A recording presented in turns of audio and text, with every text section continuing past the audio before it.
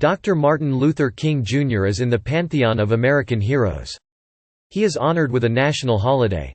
For those of us who write about American politics, life and society, it is expected, rightly or wrongly, that on King's designated holiday we offer a comment, essay or some other thought about his legacy.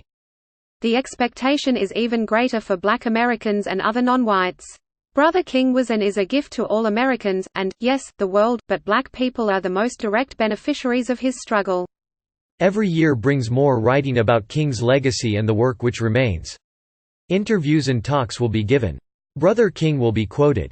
The "I Have a Dream" speech and the March on Washington will be obsessively referenced by the mass media and others. Of course, the "Jobs and Freedom" part of the march will be left out. There are the de rigueur TV shows, biopics, documentaries and other coverage of King's legacy and life, specifically, and the civil rights movement more generally. This year on Martin Luther King Jr. Day, BBC America chose to air a Star Trek – Deep Space Nine marathon. That iteration features the series' first black captain as a central character, Benjamin Sisko, as portrayed by Avery Brooks. Given his personal connection to the original Star Trek series, one believed Brother King would have enthusiastically approved. We also see some of the worst types of absurdities on Martin Luther King Jr. Day. History and reality are abused, the truth is made to weep. Such things happened in previous years too, of course, but this year may have been exceptional. To observe this year's holiday, Donald Trump and his mouthpieces pathetically tried to deploy Dr. King as a defense against the impeachment process. Black conservatives are trotted out on Fox News and elsewhere to fulfill their designated roles as apology machines for white supremacy and white racism. Either because of internalized racism or money, likely some combination of the two, these right-wing racial mercenaries will tell outrageous lies to suggest that King would have embraced, or even tolerated Trump and today's Republican Party. In keeping with past performances, some of these bought and paid for racial mercenaries will be Dr. King's relatives. Alas, it would seem that many people do in fact have a price, even if that price is affixed to distorting the life and sacrifice of Brother King. Too much time will be spent relitigating whether Brother King would have been a Republican, or somehow was one, and suggesting that somehow the Democrats are the real racists. Those debates are political theater, sophistry bordering on and often crossing over into outright buffoonery. Brother King was a democratic socialist. Many chain stores hold sales on Martin Luther King Jr. Day, but he was opposed to consumerism and greed. The U.S. Navy recently announced that it would name an aircraft carrier after Doris Miller, an African-American sailor who was awarded the Navy Cross for his bravery during the Japanese attack on Pearl Harbor. Acting Secretary of the Navy Thomas Maudley said of this honor, "In selecting this name, we honor the contributions of all our enlisted ranks, past and present, men and women, of every race, religion and background." Dr. Martin Luther King Jr. observed, "Everybody can be great, because anybody can serve. No one understands the importance and true meaning of service than those who have volunteered to put the needs of others above themselves." Dr. King stood against militarism and war. He famously said, "The bombs in Vietnam explode at home, they destroy the hopes and possibilities for a decent America." In all, the real Brother King, the radical freedom fighter and critic of capitalism, war, greed and white supremacy, has been whitewashed and flattened by the American myth-making machine.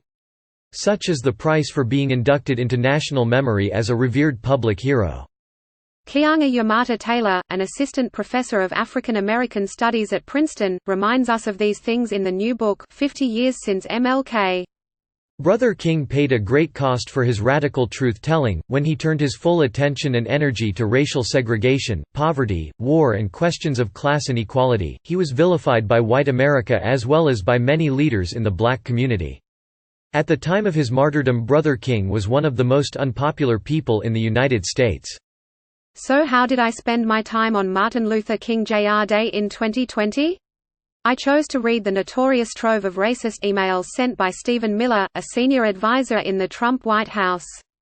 The Southern Poverty Law Center obtained approximately 900 emails sent in 2015 and 2016 between Miller, who at the time was an aide to Senator Jeff Sessions, and his contacts at Breitbart News, the right-wing propaganda site then run by Steve Bannon, the future Trump campaign CEO and White House strategist. In these emails, Miller defends white supremacist neo-Confederates and traffics in eugenics and other forms of white supremacist pseudoscience that purports to prove the inferiority of black people and other non-whites.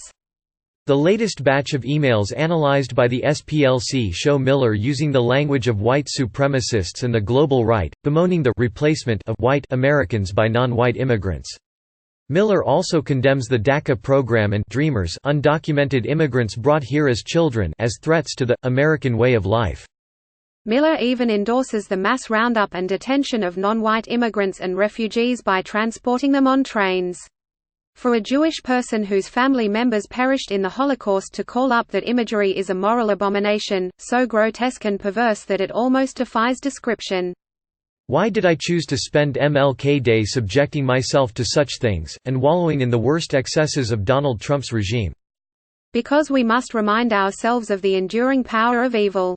The evils of racism and white supremacy that Brother King fought against, and which ultimately took his life, have not been vanquished. Indeed, that evil now nakedly and unapologetically occupies the White House. Here is Timothy Egan in The New York Times. Egan continues, reflecting on the Trump regime's white supremacy is also a way of grounding oneself in reality as it actually exists. Racial authoritarianism and white supremacy are America's native and original form of fascism. As scholars such as Timothy Snyder, Ruth Ben-Ghiat, Jason Stanley, Saz Mudd, Henry Giroux and many others have explained, fascism is a type of eternal present. Through its assault on the truth and empirical reality, the public is made to feel disoriented and confused. Through that process, the fascist authoritarian is attempting to cripple resistance by applying a type of shock doctrine which leaves the public and individuals asking, where are we, what year is it really, and how did this happen? On Martin Luther King Jr. Day in the age of Trump, this assault on time and reality comes into extreme focus. Trump's election in 2016 and his ongoing reign are a form of counter-revolution against Dr. King's legacy and the black freedom struggle. In a purge motivated by white rage and white identity politics, the multiracial democracy that Brother King fought for is under siege by Donald Trump, the Republican Party, their media and their followers. Trump, Miller, the Republican Party and the broader right-wing movement are systematically dismantling Brother King's and the civil rights movement's legacy and victories. In its application of the shock doctrine to America and its multiracial democracy, the Trump regime is even advocating a return to white supremacist immigration policies from the 1920s, which dictated that the country would literally be white by law. The Trump regime and the right-wing movement at large are even trying to return the country to the 19th century by rejecting birthright citizenship, a protection written into the U.S. Constitution after the Civil War to ensure that black Americans would have equal rights. Other ghosts and demons of America's white supremacist past and present were summoned up on Martin Luther King Jr. Day in 2020. In Richmond, once the capital of the white supremacist Southern Confederacy, thousands of gun-toting white people, almost all of them white men, marched in defense of their imagined right to own guns. The situation was so dangerous that Virginia's governor declared a state of emergency. As historian Roxanne Dunbar Ortiz shows in her book Loaded, Whiteness, Masculinity, and Guns are historically entangled as a form of white identity politics that pose a constant, de facto threat of violence against non-white people. Donald Trump, of course, endorsed the Richmond March. It is no surprise that this protest attracted white supremacists and others who see America's multiracial democracy as an existential threat to be destroyed, in favor of a country committed to protecting and enforcing white power and privilege for all time. To march in the one-time capital of the Confederacy on Martin Luther King Jr. Day is so obvious in its racist symbolism and intent as to not merit sustained analysis. Not too long ago, the ideological ancestors of the white Richmond gun protesters were destroying black and multiracial governments across the South during and after Reconstruction, or participating in racial pogroms and other terrorism against black communities in places ranging from Tulsa, Oklahoma, and Rosewood, Florida, to Chicago, Washington and East St. Louis. Those same men and women were attacking and threatening black people, with physical violence and legal oppression, in defense of Jim and Jane Crow.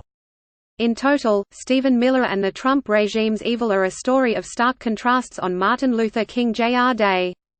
Trump, along his minions, agents and followers, are cruel cowards.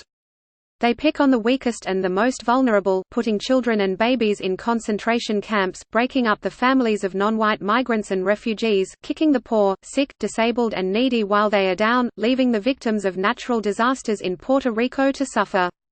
Brother King and other soldiers of the civil rights movement and black freedom struggle exemplified courage. They literally risked their lives, safety, security and well-being by standing up to the white supremacist terror of Jim and Jane Crow.